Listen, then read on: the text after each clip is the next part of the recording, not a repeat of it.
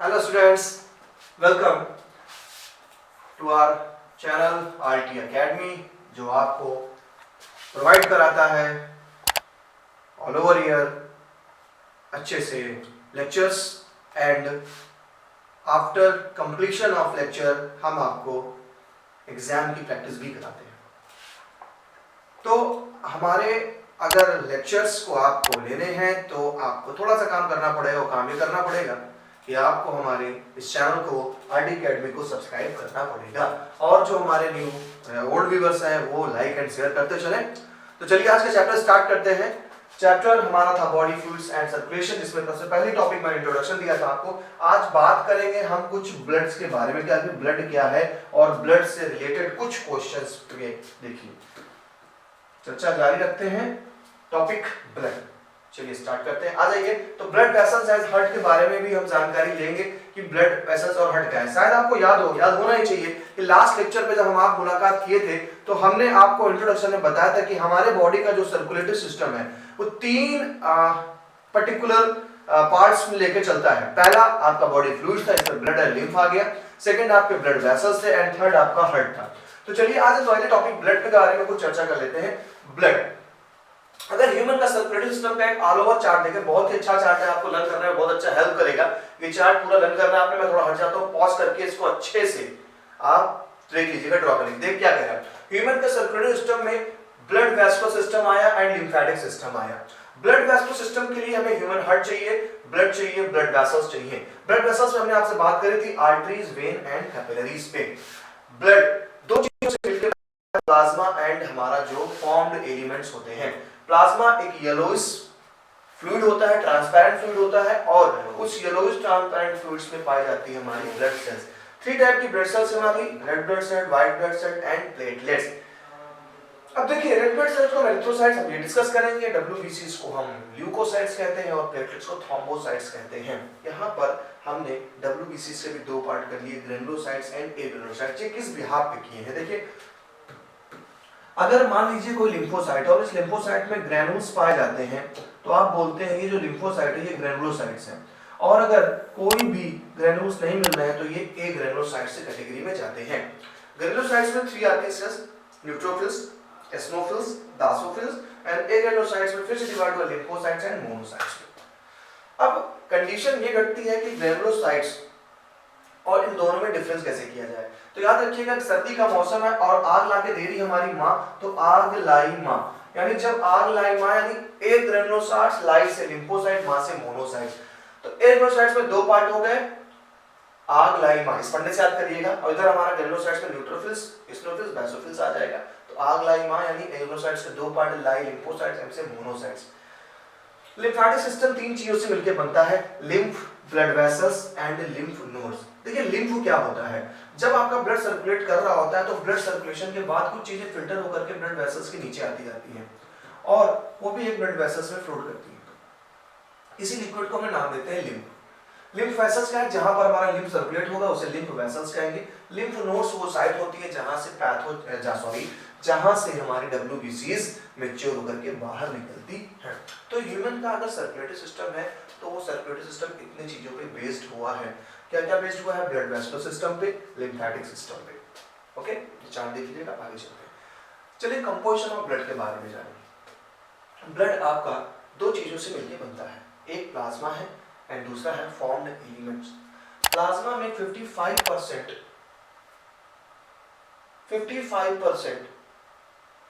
Plasma part cover कर रहा है और इस प्लाज्मा में 91% तो वाटर ही होता है, 91% वाटर होता है। रिमेनिंग 9% में ऑर्गेनिक एंड इनऑर्गेनिक कंपोनेंट्स होते हैं। तो प्लाज्मा जो कि 55% पार्ट कवर कर रहा है, स्ट्रॉन्ग कलर्ड होता है एंड स्लाइटली अल्कलाइन होता है, pH 7.4 होता है। फॉर्म्ड एलिमेंट्स 45% देता है, इसमें हमारी जो ब्लड सेल्स हैं यानी आरबीसीज, डब्ल्यूबीसीज एंड प्लेटलेट्स आ जाती है। नेक्स्ट चलते हैं पेज पे। तो ब्लड वेस्कुलर सिस्टम में ब्लड में कुछ कंस्टिट्यूएंट देख ली वही है। देखिए प्लाज्मा 90 to 92% है, गुड सॉल्वेंट होता है, प्लाज्मा प्रोटीन्स होती है 6-8%, फाइब्रिनोजन है, ग्लोबुलिन्स है, अल्बुमिन्स है, प्रोटीन है। फाइब्रिनोजन फॉर ब्लड कोआगुलेशन यानी जब आपके ब्लड को कोआगुलेट करने का काम करता है तो फाइब्रिनोजन करता है। ग्लोबुलिन्स क्या करता है? Act as antibodies for defence the body. Albumin osmotic balance maintain करता है, रेगुलेट ब्लड प्रेशर। तो एल्बुमिन आपके ब्लड प्रेशर को रेगुलेट करता है। याद रखिएगा क्या क्या है। Globulin act as antibodies for defence system and fibrinogen coagulation में हेल्प करेगा, एल्बुमिन ऑस्मोटिक बैलेंस बना के रखता है। देन अगर और पार्ट देखें तो ग्लूकोज है, अमीनो एसिड्स है, लिपिड्स है, कोलेस्ट्रॉल है for energy production and growth. देखिए काफी अच्छे से रिप्रेजेंट किया है कि glucose, amino and lipids, cholesterol for energy production करते हैं। Calcium, magnesium, potassium regulation of osmosis. Gases है हमारी carbon dioxide, oxygen, nitrogen for transportation. अब देखिए आप देख रहे हैं यहाँ पर एक ड्रॉपर में ब्लड लिया गया। देखिए जब ब्लड को ऐसे रख दिया जाता है तो ब्लड का जो आपको जिससे मैंने प्लाज्मा बोला है वो प्लाज्मा यही वाला पार्ट होता है। तो येलोइश पार्ट आप देख रहे हैं ये प्लाज्मा है, इसी को सीरम बोलते हैं हम लोग। ये प्लाज्मा होता है, ये ट्रांसपेरेंट फ्लूइड आप देखते हैं। और नीचे का जो क्लॉटेड पार्ट होता है ये हमारी आरबीसी ब्लड सेल्स होती है, यहाँ पे हमारी ब्लड सेल्स है। तो कोरोना टाइम में बड़ा बोला गया था कि भाई इनका जो पेशेंट है उनका सीरम यूज किया जाएगा। तो सीरम इसलिए सीरम यूज किया जा रहा है कि सीरम में एंटीबॉडीज होती है, इस सीरम को यूज किया जाता है। तो plasma without clotting factor is called serum.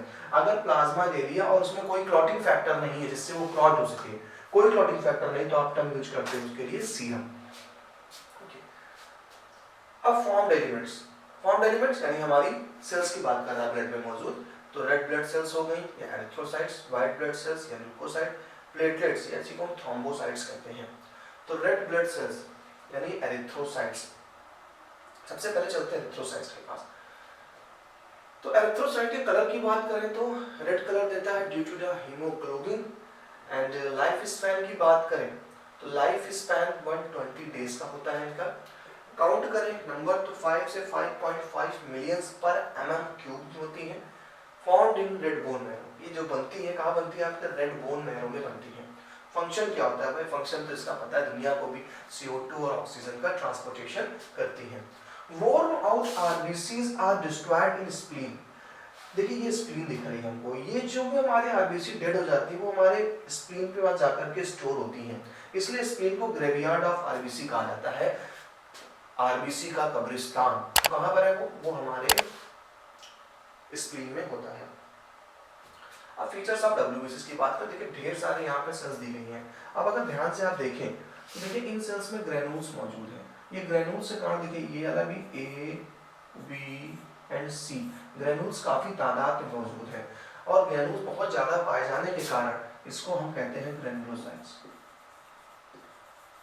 Granulocytes. और देखिए यहाँ पर ग्रेन्यूल्स बहुत ही लेस है और न्यूक्लियस का शेप बड़ा बड़े बड़े न्यूक्लियस है। तो ये हमारे बन जाते हैं क्या? ए ग्रेन्युलोसाइट्स। तो दो टाइप की डब्ल्यूबीसीज हमने बांट दी, यानी ल्यूकोसाइट्स के दो पार्ट कर दिए, ग्रेनुलोसाइट्स एंड ए ग्रेनुलोसाइट्स। पीछे हमने टाइप इसके देखे होंगे। कलर लेस होते हैं, लाइफ स्पैन 1 to 15 डेज का होता है। काउंट 6000 to 8000 पर mm³, बहुत ही कम पाई जा रही है। फॉर्म हो रही है ये भी कहाँ पर? बोन मैरो में, लिम्फ में, ग्लैंड्स में, लिम्फ ग्लैंड्स और स्प्लीन में। स्ट्रक्चर की बात करें तो न्यूक्लिएटेड होता है, जबकि आरबीसी में न्यूक्लियस नहीं था, डीन्यूक्लिएटेड था। यहाँ पर न्यूक्लियस मौजूद होगा। फंक्शन है पार्ट ऑफ इम्यूनिटी सिस्टम, ये हमारी बॉडी को इम्यूनिटी प्रोवाइड कराते हैं। टू टाइप के देखिए डब्ल्यूबीसीज था, न्यूट्रोफिल्स, एक ग्रेनुलोसाइट्स वाला पार्ट और एक एग्रेनुलोसाइट्स। मैंने बताया था आग लाइमा। तो एग्रेनुलोसाइट्स में देखिए लिम्फोसाइट्स और मोनोसाइट्स है। मोनोसाइट लार्ज होती हैं, लार्जेस्ट डब्ल्यूबीसी होती है। लिम्फोसाइट्स फिर टू टाइप्स की हो गई, B lymphocyte, T lymphocyte. B lymphocyte से एंटीबॉडीज रिलीज की जाती है,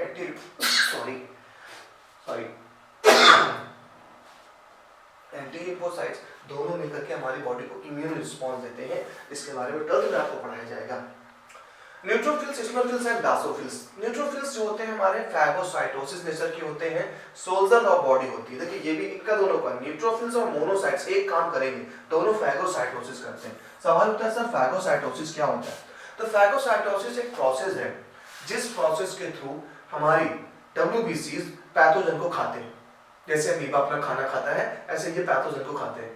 तो जब पैथोजन को ये खा रहा है उस प्रोसेस को फैगोसाइटोसिस बोला। तो आप देख रहे हैं कि वो दो लोगों के पास फैगोसाइटोसिस की पावर है, एक मोनोसाइट्स के पास, दूसरा न्यूट्रोफिल्स के पास, यानी दो ये जोरदार सिपाही हैं। तो इनको हमने कॉमन नाम दे दिया नमो। नमो यानी नरेंद्र मोदी से आप समझेंगे, एन से न्यूट्रोफिल्स एंड एम से मोनोसाइट्स, ये दोनों ही फैगोसाइटोसिस नेचर के होते हैं। तो इससे फंडे से आप याद रखिएगा कि आपसे एग्जाम में अगर पूछता है कि फैगोसाइटोसिस नेचर के 2 सेल्स का नाम बताइए, तो फैगोसाइटोसिस नेचर के 2 सेल्स होती हैं नमो, न्यूट्रोफिल्स, मोनोसाइट्स। ओके, चलिए आगे चलते हैं। न्यूट्रोफिल्स का हो गया। एसिनोफिल्स क्या करते हैं? Resistance infection causes allergic reaction, ये एलर्जिक रिएक्शन कॉज करते हैं। फीचर्स ऑफ प्लेटलेट्स पे आ जाइए। प्लेटलेट्स एक्चुअली क्या है? पार्ट ऑफ सेल्स होती हैं। ये सेल कोई सेल नहीं है, ये पार्ट ऑफ सेल्स होती है। बोन मैरो की बड़ी बड़ी सेल्स से इनका फॉर्मेशन होता है। कलरलेस होती हैं, लाइफ स्पैन 7 डेज का होता है, ओनली काउंट 1.5 to 13.5 लाख पर mm3, formed in mega karyocytes. Mega karyocytes वही मैंने बोला, बोन मैरो की बड़ी सेल्स होती हैं जिसे मेगा कैरियोसाइट्स कहते हैं। इनके फ्रेगमेंट्स होते हैं हमारे ये प्लेटलेट्स।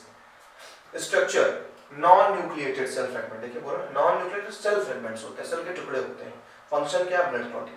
तो आप देख रहे हैं ये हमारे पास इनएक्टिव प्लेटलेट्स हैं, जबकि नीचे देखिए कलरफुल हो गई हैं, ये एक्टिवेटेड प्लेटलेट्स होती हैं। तो यही प्लेटलेट्स हमारे ब्लड की क्लॉटिंग करने में हेल्प करती हैं। चलिए अगला काम पढ़ते हैं ब्लड कोआगुलेशन। देखिए तो बेहतरीन तरीके से डायग्राम में दिया, आपको अच्छे से समझना चाहिए ब्लड कैसे कोआगुलेट होता है। एक्चुअली क्या होता है कि जब आपको कोई वाउंड है, कोई चोट लग जाती है, ऐसी कंडीशन पे आपकी उस जगह पे ब्लड क्लॉट बनता है। ब्लड क्लॉट के लिए बहुत सारी इनसॉल्युबल प्रोटीन्स का फॉर्मेशन होता है।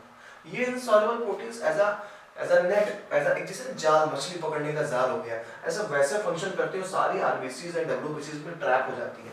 आफ्टर 6 to 8 मिनट हमारे इस जगह पे क्लॉट बन जाता है। चलिए समझते हैं इस मैकेनिज्म को।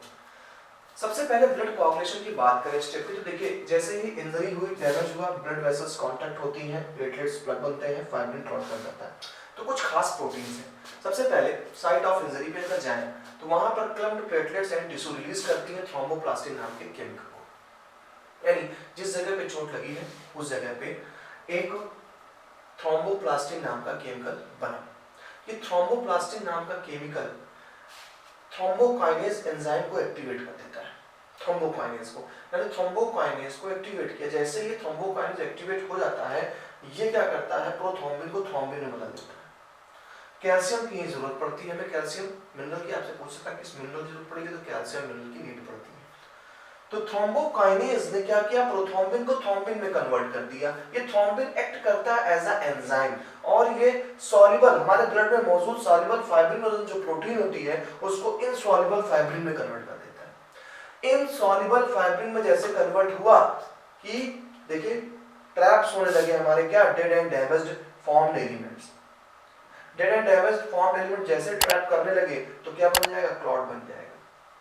और यही प्रोसेस होता है कोआगुलेशन। तो देखिए क्या कह रहा है, फिर से देख लीजिए स्टेप को। जैसे ही चोट लगी तो जो आपके टिश्यू है उस जगह से और आपकी प्लेटलेट दोनों ने मिलकर के केमिकल रिलीज किया, इसका नाम है थ्रोम्बोप्लास्टिन।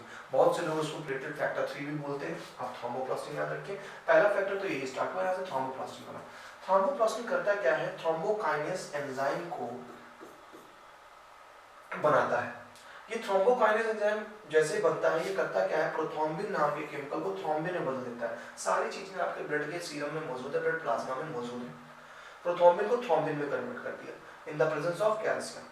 थ्रोम्बिन, अब देखिए थ्रोम्बोकाइनेज क्या हाइड्रोलाइज होकर के खुद ये क्या कर रहा है? प्रोथ्रोम्बिन को थ्रोम्बिन में कन्वर्ट कर रहा है। जैसे ही थ्रोम्बिन बना, ये थ्रोम्बिन एक एंजाइम का वर्क करता है, और ये थ्रोम्बिन करता क्या है? फाइब्रिनोजन को, जो कि सॉल्युबल प्रोटीन है, उसको इनसॉल्युबल फाइब्रिन में कन्वर्ट कर देता है। इनसॉल्युबल में कन्वर्ट करने के बाद आपके सारे डैमेज्ड डेड एलिमेंट ट्रैप होने लगते हैं, और ट्रैप होने के बाद वहां पर एक क्लॉट बन जाता है। ये काम पूरा होने में 5 to 8 मिनट्स का टाइम लगता है। वही सारे step. Injury that result in bleeding, blood coagulation that leads homeostasis. तो जहां पर देखिए इंजरी हुई वहां पर से हमारे प्लेटलेट्स फैक्टर निकले, और वहां पर देखिए कोआगुलेशन दूर क्या बन गया? एक क्लॉट का फॉर्मेशन हो गया। चलिए ब्लड ग्रुप के बारे में बात करें। आप देख रहे हैं इंसान, उनका नाम है कार्ल लैंडस्टीनर। कार्ल लैंडस्टीनर ने 18th सेंचुरी में ब्लड के बारे में काफी रिसर्च किया। ये ब्लड के बारे में ये देख रहे थे कि किसी पर्सन को सेम ब्लड दिया जा रहा है, कोई जिंदा बच पा रहा है और कोई जो रिसीवर है वो मारा जा रहा है।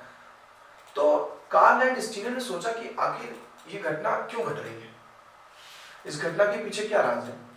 कार्ल लैंडस्टीनर इसके पीछे जुट गए और उन्होंने कुछ चीजें ढूंढ निकाली। क्या ढूंढ निकाला? इन्होंने देखा कि जो आरबीसी होती है, ये आरबीसी, इस आरबीसी में ब्लड कोआगुलेशन के कारण जो लोग मर रहे थे उसके पीछे प्रोटीन्स पाई गई थी। इन्होंने जो प्रोटीन आरबीसी के सेल मेम्ब्रेन में पाए गए उसको एंटीजन बोला। प्रोटीन हमेशा मौजूद थी लेकिन किसी ने गौर नहीं किया था। ये वीनर ने, कार्ल डिस्टिलर ने गौर किया कि जिन भी इंसान के ब्लड क्लॉट बन जा रहा था खून देने पे, यानी आप किसी को डोनेट करने गए ब्लड और इंसान मारा जाता है, तो उसके पीछे उन्होंने उन आदमियों पर सर्च करना चालू किया। जब सर्चिंग करना चालू करी तो उनकी आरबीसी काफी स्टिकी हो गई थी, इस कारण क्लॉट बन गया, क्लॉट करके मारा गया। तो इन्होंने क्या किया, उस आरबीसी पे रिसर्च किया तो पता चला कि उस आरबीसी के क्लॉट होने का कारण एक एंटीजन था। एंटीजन पे जब पहुंचे तो उन्होंने देखा दो तरीके की एंटीजन मिले, एक का नाम इन्होंने ए दे दिया और दूसरे का नाम इन्होंने बी दे दिया। जिसमें ए एंटीजन थे उसको ए एंटीजन नाम दिया, इसमें बी पाएगा वो बी एंटीजन बन गया और इसी से ब्लड ग्रुप बनने लगा। इन्होंने देखा कि जो एंटीजन जिसमें ए पाया जा रहा था उसी के सराउंडिंग प्लाज्मा में एक दूसरा प्रोटीन मिल रही थी जिसे हमने बी बोला, ये एंटीबॉडी थी। दूसरी प्रोटीन इनको मिली प्लाज्मा में, उसको इन्होंने नाम दे दिया एंटीबॉडी। यानी दो चीजें इन्होंने डिस्कवर करी, एंटीजन एंड एंटीबॉडी। जिस इंसान के आरबीसी में एंटीजन ए था उस इंसान के प्लाज्मा में एंटीबॉडी बी थी, जिस इंसान के एंटीजन बी था उसमें एंटीबॉडी ए थी। कुछ ऐसे भी इनको इंसान मिले जहां पर दोनों टाइप के एंटीजन पाए जा रहे थे, ए भी देखो है और बी भी है। ऐसे इंसान का ब्लड ग्रुप ए बी हो गया, लेकिन इनमें कोई भी एंटीबॉडी नहीं पाई जा रही थी। इन्हें कुछ ऐसे इंसान मिले जिनमें एंटीजन था ही नहीं, और जब एंटीजन था ही नहीं तो ब्लड ग्रुप बन गया ओ। चलिए इसी में देखते हैं क्या है ब्लड ग्रुप के बारे में। तो blood group is based on the presence or absence of two surface antigen chemical that induce immune response on RBCs A and B। जैसा कि मैंने पीछे आपको बताया कि एंटीजन अगर A था तो एंटीबॉडी B मिलती थी, B था तो एंटीबॉडी A मिलते थे। दोनों हैं तो कोई एंटीबॉडी नहीं है, और जब कोई एंटीजन नहीं था तो वहाँ पे एंटीबॉडी हमें दोनों मौजूद मिली। इसके बिहार में 4 ब्लड ग्रुप हो गए, जिसमें एंटीजन O होगा आप A होगा आप बोलेंगे ब्लड ग्रुप A है, जिसमें एंटीजन बी पाया जाएगा आप उसके ब्लड ग्रुप को ए बी बोलेंगे, जिनमें दोनों एंटीजन पाया जा रहा है ए एंड बी बोथ तो ब्लड ग्रुप बन गया ए बी, जिसमें कुछ नहीं है तो ब्लड ग्रुप बन गया ओ। इस तरीके से 4 ब्लड ग्रुप का फॉर्मेशन हुआ, A B A B and O. Clear? चलिए आगे चलते हैं। अब देखिए ब्लड ग्रुप है ए बी ओ, एंटीजन ए है बी है ए बी है मेल है, एंटीबॉडीज एंटीबॉडी पाई जा रही है, देख लीजिए कैन डोनेट ब्लड। ए वाला ए को तो ब्लड दे देगा, ए बी को दे देगा, रिसीव कर सकता है ए से और ओ से, बी एंड ए बी ले लेगा। देखिए चार्ट आप देख लीजिए किससे ब्लड कैसे लेगा, आपके सारे सवाल खत्म हो जाएंगे। एक चीज यहाँ पे याद रखने वाली बात है, ओ के पास कोई भी एंटीजन नहीं, यानी ओ को कोई भी पहचान नहीं पाएगा। हमारी एक ब्लड सेल दूसरी ब्लड सेल को एंटीजन के बहाने पहचानती है। जैसे ही सपोज मेरा ब्लड ग्रुप बी पॉजिटिव है, पॉजिटिव लेवल छोड़िए बी पे आ जाइए, बी ब्लड ग्रुप मेरा है, आपने मेरे को ब्लड डोनेट किया, आपका ब्लड ग्रुप था ए। अब मेरी आरबीसी के पास तो एंटीजन बी है, आपकी जब आरबीसी आ गई तो उसका एंटीजन ए था, तुरंत मेरी बॉडी का इम्यून सिस्टम ने कहा बाहर से है, इनको मारिए। इनको मारने के लिए आपकी आरबीसी में आपने ब्लड दे दिया, मुझको एंटीबॉडी बनने लगेंगी। अब मेरी बॉडी में एंटीबॉडी बन रही है जो सारे के सारे आरबीसी को ट्रैप करना चालू कर देंगे। सारी आरबीसी ट्रैप हो जाएंगे तो क्या बन जाएगा, क्लॉट बन जाएगा, एक तरीके से ब्लॉकेज हो जाएगा और हम मर जाएंगे। तो ओ के पास कोई भी एंटीजन नहीं है, यानी ओ के पास कोई कपड़ा नहीं जिससे उसको पहचाना जा सके, इसलिए ओ किसी को भी ब्लड दे देता है। आप देख लीजिए हर एक में ओ मिल जाएगा, ओ किसी को बढ़ सकता है कि ओ को कोई पहचान नहीं सकता है। दूसरा इसीलिए बोला गया ओ क्या है, यूनिवर्सल डोनर है। जबकि देखिए एबी के पास क्या है, एबी के पास कोई भी एंटीबॉडीज नहीं है, यानी एबी को अगर आप ब्लड दे रहे हैं तो उसमें एंटीबॉडी बनेगी नहीं तो उसको कुछ होगा ही नहीं, क्योंकि नुकसान तो उसको होगा, इसकी बॉडी में एंटीबॉडी होगी। तो इनके पास तो एंटीबॉडी बनी नहीं रही, तो इन भाई साहब को नुकसान तो होना नहीं है, इसलिए यूनिवर्सल रिसीवर बन जाते हैं। ये सबका ब्लड ले लेकिन ए का भी ले सकते हैं, बी का भी ले सकते हैं, ए बी का और ओ का। तो दो चीजें रखने वाली है, universal donor blood group O है, why because they don't have antigen and A B is receiver because they don't have antibodies. Okay चलिए आगे चलते हैं। आगे चले पहुंचे हम ए बी ओ ग्रुपिंग पे। देखिए antigen A react with antibody, A antigen. B react with antibody. B mixing of blood with interactive antigen and antibodies causes clumping agglutination. कह रहे हैं दो ब्लड आप मिला दें अपोजिट ब्लड ग्रुप वाले A के साथ B तो वो क्लम्पिंग करने लग जाती है। आगे चलिए। O यूनिवर्सल डोनर है, AB यूनिवर्सल रेसिपिएंट है। O group persons are called universal donor as they can donate blood to person with any blood group. AB group persons are called, देख लीजिए क्या है, डिफिनेशन पूरी नोट कर लीजिएगा। Okay, definition note करते हैं, मैं आगे के लिए आपको व्यवस्था करता हूँ। चलिए, ओके, डिफिनेशन हो गई, चलिए आगे चलते हैं। अब एक आरएच ग्रुपिंग आ गई है।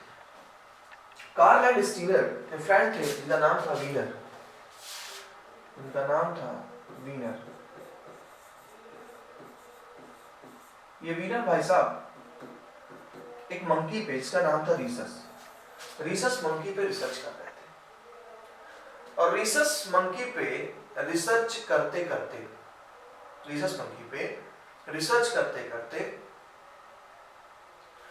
भाई साहब ने एक अलग एंटीजन डिस्कवर कर दिया और उस एंटीजन को नाम दे दिया आरएच एंटीजन। यानी सब में पाया जा रहा था, ह्यूमन में पाया, लेकिन ये मंकी पे रिसर्च करते और रिसर्च को रीसस मंकी है समझ जाइए अफ्रीका का कोई बहुत बड़ा मंकी होगा। अरे नहीं, ये मंकी यही है जो नॉर्मल हमारे जू में देखने को मिल जाते हैं ना, जिनका रेड लाइट होती है बैक साइड पे। ओके, ये वही मंकी होते हैं। तो रीसस मंकी का इन्होंने देखा, उसमें डिस्कवर किया, उसमें इनको एंटीजन मिल गया, इन्होंने कहा यार उसमें तो मिल रहा मंकी में, कुछ मंकी मिला कुछ में नहीं मिला। फिर इन्होंने ह्यूमन में रिसर्च करना चालू करी तो ह्यूमन में भी मिला कुछ में नहीं मिला। तो इन्होंने देखा कि पहली बात तो इस एंटीजन का नाम क्या दे दिया, उस रीसस का आरएच ले लिया इन्होंने और जिससे बन गया क्या आरएच फैक्टर या आरएच एंटीजन ले लिया। अब इन्होंने जब देखा कुछ इंसानों में जिनमें आरएच एंटीजन पाया जा रहा था उनका ब्लड ग्रुप पॉजिटिव हो गया, जिनमें नहीं पाया जा रहा था आरएच एंटीजन उनका ब्लड ग्रुप नेगेटिव हो गया। यानी अगर मेरा ब्लड ग्रुप बी पॉजिटिव है that is mean B antigen तो है लेकिन साथ में एक एंटीजन और है। कौन सा एंटीजन? RH antigen. तभी तो देखिए बंदरों के हम करीब हैं। अब जिसमें नहीं है उसका नेगेटिव हो गया। तो यहाँ पर ब्लड ग्रुप अभी 4 टाइप्स के थे, अब 8 टाइप्स के हो गए। A positive A negative, B positive B negative, A B positive A B negative, O positive O negative. तो नेगेटिव और पॉजिटिव का भी गेम बड़ा खराब होता है। तो nearly 80% of humans are Rh positive क्योंकि डोमिनेंस है। देखिए एंटीजन का मतलब क्या है? प्रोटीन है और आपको अच्छे से पता है कोई भी प्रोटीन आपकी बॉडी में बनाई जाती है वो डीएनए और आरएनए यानी किसी जीन्स के देखने की होता है। तो बता रहा कि ये जो प्रोटीन्स है, ये प्रोटीन बनाने वाला जो जीन है वो जीन डोमिनेंट है। अब इस डोमिनेंट का मतलब क्या निकलता है? इस डोमिनेंट का मतलब ये निकलता है कि अगर किसी का ब्लड ग्रुप नेगेटिव है उसकी शादी पॉजिटिव वाले से करा दी जाए तो जो इन दोनों से जो बेबी पैदा होगा उसका ब्लड ग्रुप पॉजिटिव आएगा, उसका ब्लड ग्रुप पॉजिटिव आएगा जो बेबी होगा, क्योंकि पॉजिटिव क्या है? ये जीन डोमिनेंट है। तो जब बेबी में फादर के जीन जाएंगे, मदर के जीन जाएंगे, अब पता चला फादर के जीन पॉजिटिव है तो बेबी भी पॉजिटिव होगा। इसी पे केस स्टडी करते हैं हम लोग। पहले देख लीजिए, आरएच पॉजिटिव आरएच नेगेटिव जा रहा है। आरएच पॉजिटिव आरएच नेगेटिव को ब्लड नहीं दे पाएंगे। रीजन क्यों? एंटीजन यहाँ है, यहाँ पर नहीं है। तो नहीं है तो बवाल मचेगा, एंटीबॉडीज बनना चालू हो जाएगी, है ना।